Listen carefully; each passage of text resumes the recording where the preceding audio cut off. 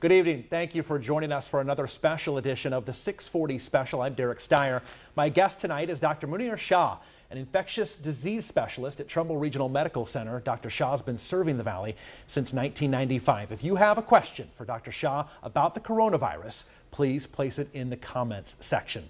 Dr. Shah, thank you so much for joining me. Thank you for inviting me. I appreciate it. I want to start off first. It seems like new information seems to come out about the coronavirus almost daily. What have you learned so far about this virus, the way it behaves, and what people need to know about it? I would say the most surprising feature of this coronavirus that we have noticed is the report we got from China that it was mainly affecting an elderly population. About the age of 65 with comorbidities. But we got surprised when we saw how the New York got hit. And if you see, the average age now is anywhere between 19 to 54. So it's no longer true that we only worry about our senior citizens. Or this can happen to any young, healthy male or female. And that's the most scary part, that we have changed how the pattern has changed of this infection. You've been an infectious disease specialist for a long time. That's right. What's been your reaction to what we are going through right now? I think the whole pandemic has taken us by surprise. You know, we initially thought it will be just localized to China, but once we realized it went outside the China and now affecting Europe and United States, the way the virus spread, it really surprised every one of us. We didn't expect the infection to go to this magnitude. I talked to Dr. Linda Saif on a podcast yesterday, which you can find at WFMJ.com. She said she was disappointed that we weren't more prepared for a pandemic like this. Would you share her sentiment? Yes, we are a little unprepared, but I think this virus just took us by surprise. We really didn't expect to be in such a large scale, the infection. But if you look at the trend of last 15 years, this coronavirus in one or other form has been giving us some warning signals, right from the SARS to MERS and, now this. So we knew this virus was changing its little bit of mutations of its structure and just coming out in a new form and being more and more aggressive with the infection. There have been stories about how long that this virus can live in the air, on surfaces, but also confusion over those studies. Should people be more concerned about getting it from touch, other human interaction, or from surfaces? The virus can survive on the surfaces anywhere from 8 to 12 hours, depending on the surfaces. It can survive in air anywhere from 4 to 8 hours. So yes, that's why social isolation is so important, and we know the replication or the incubation period of this virus could be anywhere from 7 days to 14 days. So to isolate yourself for 14 days or quarantine for 14 days is probably one of the best way we can prevent the replication of this virus and spread. We talk a lot about how we're trying to really isolate and not populate the healthcare systems and really flatten that curve so we don't get so many people in hospitals. Is there cause for optimism that the end of the flu season is going to help us with that situation? Yeah, I think with social distancing and isolating yourself, probably you're cutting down the replication cycle or the incubation period. And with the change in the weather, looking at all other coronavirus infections we had in the past, once the weather improved, the weather changed, the coronavirus died out by itself, and we are hoping the same, which is going to happen this year.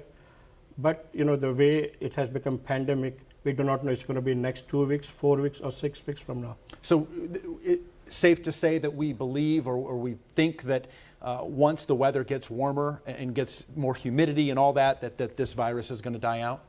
That's our best hope right now, apart from all the measures that we are taking. Once the weather improves, once the weather goes above 80 Fahrenheit consistently, hopefully the virus will die out. Do we think it can come back? Will it come back? Probably it can, yes. It can? It can, yeah. But hopefully it does come back. Now with all this infection and the experience we had in the last 3-4 months, we'll be much more prepared with more test kits and more antibody testing and see who are already immunized against or who already have passive immunity against this infection. And you mentioned immunity. I just see a comment on our Facebook page here right now from Deborah that says the immune system will be stronger the second time because our body will build antibodies to the virus. Is she correct? To some extent, yes. As long as the virus do not mutate or do not change its structure, we should be able to have some immunity against it. How prepared are we in the Valley for the surge that I don't think have quite gotten just yet? Yeah. I think our both hospital systems in this area has done very well for the preparedness. I think we have an excellent clinician in this community. We have a group of 9 infectious disease doctors and 5 nurse practitioners. We have about 15, 16 pulmonary critical care physicians, very well qualified. And I think we are ready, we are prepared to handle this kind of emergencies. The only thing we are lacking behind is we have a limited personal protective equipment, what we call Yes. PPE. Yes. So we are very cautious how we are using our resources from now. So just in case if there's a surge of admissions in next 2-3 weeks, we want to be able to give them the same care that we are giving right now. Because I was talking to you before this special about how you're having to put all that PPE on for every person. That's right. No matter what. Can you reuse it or no? We prefer not to. Yeah. So we use it for the same patient. So the patient, if I've seen at 8 o'clock in the morning, the same, my N95 mask, if I'm going at 2 o'clock again to examine the patient, yes, I can use the same. But we don't use the same N95 while we are examining another patient. Right. For the next patient, it will be all new sets of PPEs that we use. I see, as I'm out and about at grocery stores getting my food and belongings and other things, I see a lot of people wearing masks and gloves. Is that something you advocate for or no? Should they not be? It is some form of protection, but if you're really concerned, especially those patients who have some symptoms, they should definitely wear it. Right. If you have a runny nose, stuffy nose, if you have a little bit of cough, or even if it's a dry cough, even if you think it's something that you even had before this pandemic, I think you're justified wearing it. But I don't think the whole community should just go into panic Right. mode because of that. Right. All right, Dr. Shah, we have a question here on Facebook from Trish. She says, if you take breathing treatments, should you be taking them now? Yes, you can. Yes, It's not a problem. no problem. Okay. Another question here from Mary Jane. Is it better to go out in the morning or late at night if you need to get things? Does it matter? Doesn't matter. Less crowded. If the crowd is less in the morning, go early morning. That will be the best.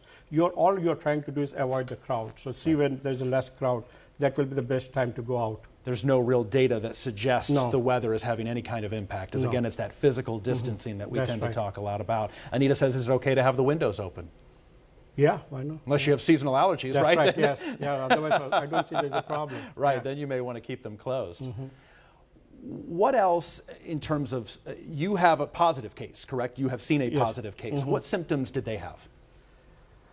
Usually the patients who are positive, the most common symptoms that we see, they talk about fever for a couple of days, dry cough, Some of them also complain that they can't smell anything. It's called anosmia. We've heard Okay. that. We've heard that A lately. lot of them also have what we call GI symptoms like stomach cramps and diarrhea.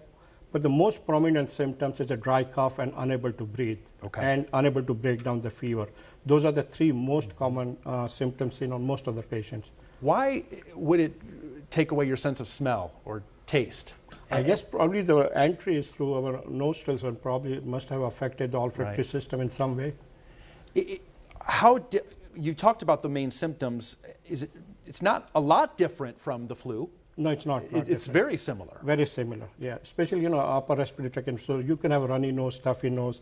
But when it progresses to the fever and dry cough, Right. that's when we really get concerned. And especially with the shortness of breath.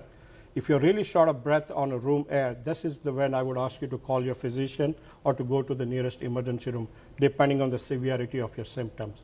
Right. But just for some runny nose, stuffy nose, some aches and pain here and there, I really, those could be the mild symptoms, and let the virus or the infection run through its course. At this time of the year, there are so many other viruses can cause a similar kind of symptoms. So it's very hard to judge it, So let the virus run its course unless you become that sick that you really need help. That's the only time I'll advise them to come to the hospital. Carla on Facebook says, should we limit our walks outside?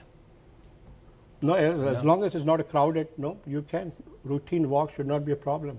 But if you see a lot of people gathered there, try to avoid it. Again, yeah, avoid those crowds. Jojo on Facebook says, would taking antibiotics or cough medicine help even if you're not sick? No, definitely no. Right, there's nothing there No. to do to prevent No, this. That's right. Right. Plus, it's a viral infection, so anyway, antibiotics won't help you. We hear a lot about that 14-day incubation period, 14-day self-isolation. 14 days, is that enough? Yeah, I think that should be more than enough, yeah. Yeah. So, the incubation period, as we said, varies anywhere from, 4 days to Right. 9 days, 10 days. But most of the time, within 14 days, the virus should have showed the symptoms if you got infected. If not, it just ran its course and you should be okay after that. Now, say that question to me again, Jason. Oh, Rick on Facebook wanted to know if you have any thoughts on a vaccine. I know a lot of people are scientists are working on it. Yeah, it's too early to comment on it. We do not know the efficacy on it, But with all those patients who had an infection and who were cured from the infection, I'm sure from those patients' serum or, they're pulling up some data and see if they would be able to come out with the proper vaccine. But at this stage, I think it's too early to comment on vaccine. Would DNA samples help? To some extent, they do Right. get some data from the pooled serum, yes. Amy wants to know if the flu shot would protect against this virus at all. No. No. Someone wants to know, how is it transmitted? Airborne, contact, droplets, etc. Mainly it's droplet. So, when you cough or sneeze, they hang around in the air for about a couple of hours. They can go maximum, we say 3 feet to 4 feet, up to 1 meter. That's why social distancing of 6 feet is the proper social Right. distance. Okay. There's also a question on here about ibuprofen. Could that make it worse? Is there any data about making it worse? No, there is a data where patients who took some ibuprofen or any form of NSAIDs, I think the symptoms got worse. So at this point, for a fever, we strongly recommend Tylenol, but not ibuprofen. Not ibuprofen. All right, that's Okay. excellent information there. Anthony says, is it possible to have it without any symptoms? And we've heard a lot, Dr. Amy Acton talk a lot about that. A lot of people out there are asymptomatic. I think 85 to 90% of the people who do get infected will have no symptoms. Right. So, yeah. And those are the patients which think they are okay and they go out in the community and they're the one who can spread to someone who's more vulnerable. There's another question here from Facebook. Melissa says, I have had a fever for the past 3 days, no other symptoms. Should I be worried? If you develop a dry cough or if you have a shortness of breath, you should definitely contact your primary care physician. And if the shortness of breath is really getting worse, then you need to go to the nearest emergency room, but not otherwise. Right. Kathy on Facebook says, are people with autoimmune disorders in danger, or is it only if you're taking medication that compromises your immune system? Is there What- a way? Are people with autoimmune disorders Yeah. in danger, or only if you're taking medication that compromises your immune? Is there a medication that compromises your immune so system? there are some medications we took for an autoimmune disorder, but once you're immunocompromised in one form or other, yes, you are a little bit more at or a higher risk than the other general population, yes. And you mentioned the droplets here. Joseph says, so it's not airborne. This is just not an airborne, it is on human That's right. and then being spread by That's the right. cough and droplets. Mainly droplet, yes. Right, as you said. Are the precautions that we're taking and the physical distancing and the shutdown of restaurants and bars and businesses, non-essential businesses, do you think that this is helping? Are we making inroads here? Definitely. I think this was the right step to take. I think by social distancing, avoiding all this gathering, cutting down all the restaurants, and I think it will make an impact. If we would not have done this, we would have seen much higher surge than what we are seeing right now. I think this was a very good move from the governor. Do you have any kind of sense when we may hit our peak at all here? Probably one of the most difficult questions Yes. is we are hoping it's next 2 to 3 weeks, but the way every day it's keep on multiplying, it doesn't look like, In our best guess, I think by April 10th, we should have hit the peak. But there are some indications which shows we might go up to the first week of May. But I'm really hoping it's April 2nd week, Right. Can we learn or have we learned from what other countries across the globe have done to do anything here? Yeah, I think the way China could control over the 3 months period is mainly for social distancing and isolating or countering the whole community. And I think that will be the most effective way of controlling this infection. We have a couple more questions here, Dr. Shah. Cindy says, any concern for allergy sufferers? No, not at this point, because, well, some of those symptoms are very similar. But as long as you're not spiking high-grade fever and you're really not getting very short of breath, at this point, I'm not much concerned about them. Yeah. Ron says, and this is an interesting question, if you test positive for the flu, does that mean you don't have the coronavirus? Can you have both? Another very good question. Yes. I must say that there are few reports where there is a co-infection with coronavirus and influenza A. For the most time, usually it's not, but there are a few isolated cases where there is a co-infection did exist. And that's, I don't know that we've never really talked a lot about that, have so we? usually the physicians are quite aware of it. If you have an influenza A positive, we are treating you for influenza A, and we don't see that improvement in 2-3 days that normally we see, your physician will go ahead and order you a COVID-19 test to reconfirm or just to confirm there's no co-infection. But first and foremost, they're going to treat you for That's right, influenza influenza A A, first. yes. Right, all right. Kathy wants to know, has the virus spread slowed at all since the quarantine? You mentioned that you believe it has. To some extent, yes. If we would not have quarantine, I think the rates would have become much higher than what it is right now. Right, right. What else would you like to share with people out there, that maybe any myths that are out there that you're hearing, or anything you'd like to clear up? Yeah, the most common myth that I hear or people ask me, can I take any medication that can prevent me from this? Especially now we know there is a role of hydroxychloroquine, which is a medication we normally use for the malaria. But a lot of people have started taking once they saw this. There is no role of hydroxychloroquine as a prophylaxis. It has proven to help only when you are actively infected. So I really don't want people to keep on taking hydroxychloroquine. Right. Leave it for the patients who are genuinely infected, who are very sick, who are in ICU. That's where it has shown all the benefits of using that medication. And we really have very limited source of that medication, and we want to leave it for our sick patients. We have another question on Facebook, Dr. Shah. Cindy wants to know, can you get it on your clothes, bottom of your shoes? Should we be washing if we have to go out and get groceries, should we be washing our clothes right away when we come back in the house? Personally, I think it's a good idea. You should always take the shoes outside your house, before you enter, and have a flip-flop ready once you enter.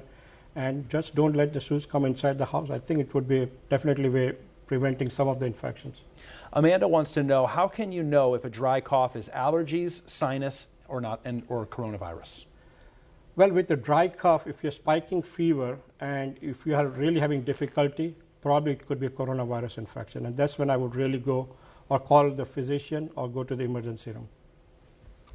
Excellent information. Dr. Shah, thank you so much for joining us today. Thank all of you out there on Facebook that are watching and posting your questions. We'll have the full video of this posted if you've got to go back and listen to more answers from Dr. Shah. Again, this has been a special edition of our 640 Facebook special on the coronavirus. Dr. Shah, thank you so much for coming in. Thank you for inviting me. We appreciate it. We'll have much more coming up tonight on 21 News at 11 o'clock. We'll see you then. Thank you.